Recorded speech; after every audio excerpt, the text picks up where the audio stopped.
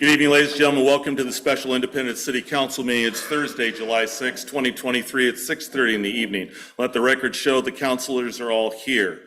I'm going to add an opportunity for a public comment because they can't come at another time. The purpose of tonight's hearing, of tonight's meeting for number 3 on an appeal hearing, is to set a date, time specific, as required by Oregon land use laws, for a full hearing related to this, and we'll have a staff report on that. We're not going to be taking any public testimony related to that. We're not going to be doing anything substantive other than setting the date specific for that hearing. We'll see more on that. So without objection, I'm going to move forward. Jennifer McMullen, I'm going to give you an opportunity to speak. Please step up to the podium, and I'm taking my prerogative to adjust the agenda so we can hear from you, because I know that you have some conflicts in the future. You have up to 5 minutes, please. Thank you. I understand you weren't planning for this today, and I appreciate you accommodating me.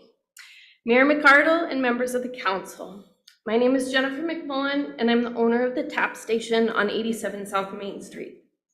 I've been a member of this community for most of my life. I was born and raised in a little house on Atwater Street and attended Monmouth Elementary School. I now live in Independence, 2 miles away from the house I was born in. And my son attended kindergarten in the same classroom I did.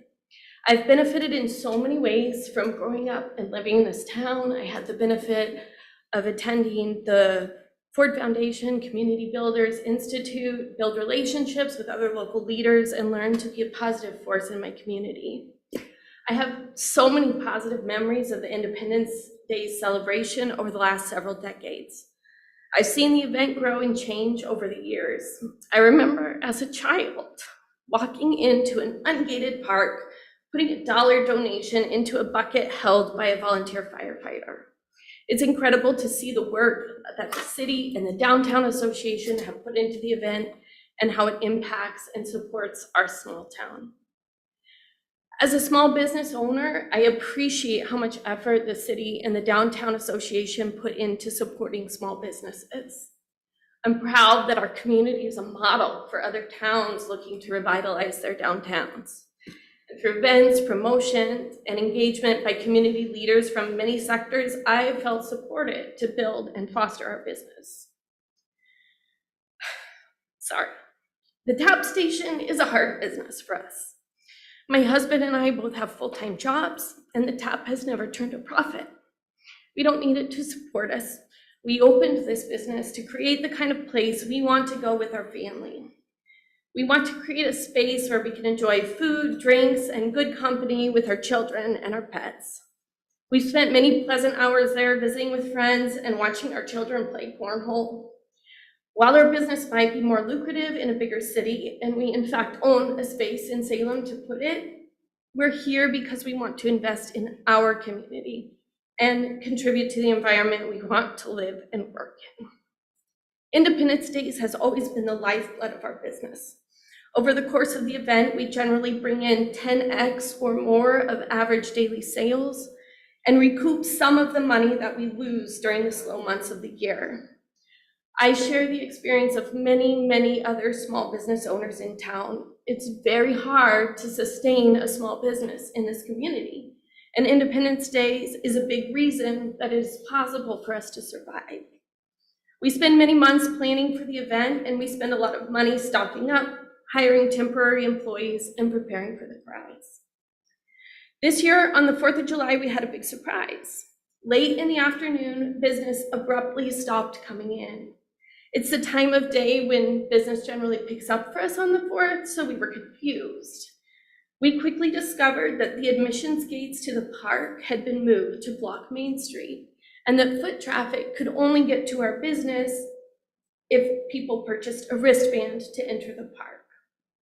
We asked to speak to someone to find out about the change, and I was surprised to find the lack of concern that city staff had for the impact of this change on my business. I was told by Sean Irving that the street had been gated off every year for the last 20 years, and he insisted that was the case. And as a nearly 40-year resident of this city, I know that to be untrue. And in the last 5 years that we've operated our business on the 4th of July, no one has ever had to purchase a wristband to walk down Main Street. When I expressed how much small businesses on our town depend on this event, the event manager who was with him said to me in a condescending tone, "I understand that this is a great opportunity for your business to piggyback off our event." And I had to walk away. This interaction left me wondering, at what point did Independence Day shift from fostering economic development and local business to an opportunity for the city to make money in a way that may or may not benefit a local business? While the owner of the independent ice cream shop was told that customers without a wristband could be escorted to and from her shop, customers of my business who tried to walk down Main Street were turned away, told that they had to find another way around or buy a wristband. I'm sure many customers who usually leave the park to have a beer before they go back and watch the fireworks decided to frequent the businesses that were inside the new park boundaries. Our business ended up doing less than half of the sales on July 4th of previous years, and less in total sales than we did on the 4th of July during the pandemic closures. I'd be happy to provide you with the rest of my comment in print. Thank you. Go ahead and make sure that Karen has that, so she has that for the record. Thank you very much. Okay, we're going to continue moving forward. We have, I think, Mr. Is it you or Fred is handling the appeal information?